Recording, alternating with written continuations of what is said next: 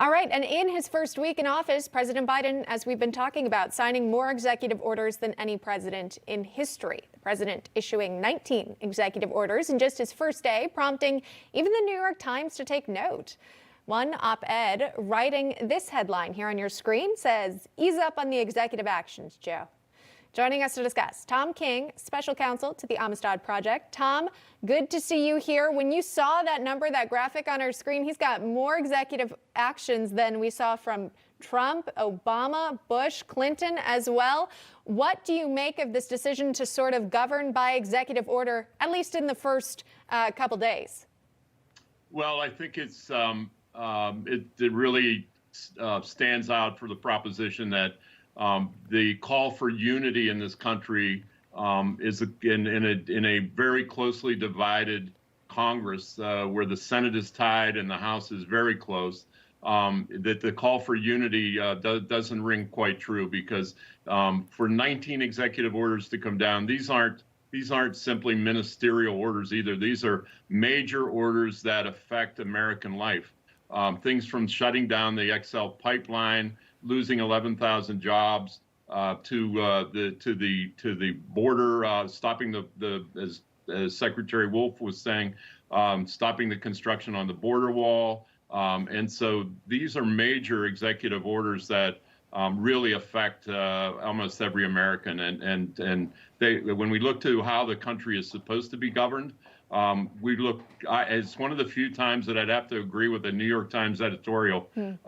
We ought to be governing by legislative action rather than by the pen, and looking at how these things have been done just in gross numbers versus other presidents. It's shocking, and it belies the call for unity in this country to govern that way. And some of these things are rather radical. And they're a radical departure from the country that we know at this time. Well, Americans could be getting ready for some whiplash every 4 years if this does become the trend, because you just got the incoming president undoing what was done for the past 4 years. I want to talk to you about a sort of campaign promise that Joe Biden is making good on. It's this idea of a commission to look at court reform. He's said in the past, actually, he's kind of not given exactly a clear answer as to where he stands on court packing. He makes it seem like he's against it for the most part, but we know some in the party are more supportive of adding more justices to the Supreme Court. Now he's got this 180-day commission that's going to take a look at so-called reforms here. Tom, based on that information, what do you anticipate seeing for our judicial system in the United States? Do you think we could see some big changes coming to the court system? Well, if the first 19 executive orders are any indication of where the president is going with how he's going to govern here, then I think this commission is nothing more than a 180-day commission. That isn't much time for anybody to serve on a commission or to do much of any substance. So this is sort of like the sword of Damocles over the Supreme Court. It's a message to everybody that there is absolutely an intention. Some of the members that I've seen who are going to participate in this commission have already expressed opinions that additional justices would be okay, or in some instances that looking historically that there have been fewer than 9 or more than 9, and that the number 9 is not embedded in the Constitution, et cetera. But it's pretty clear what the purpose for this is. This is political. This has nothing to do with improving the Americans' lives or improving the justice system. It's about getting a majority on the court. And so the first thing you do when you want to hide behind something is appoint a committee and have that committee come out with the report that you want to see. So I'm quite certain that it's pretty clear what the purpose of this commission is.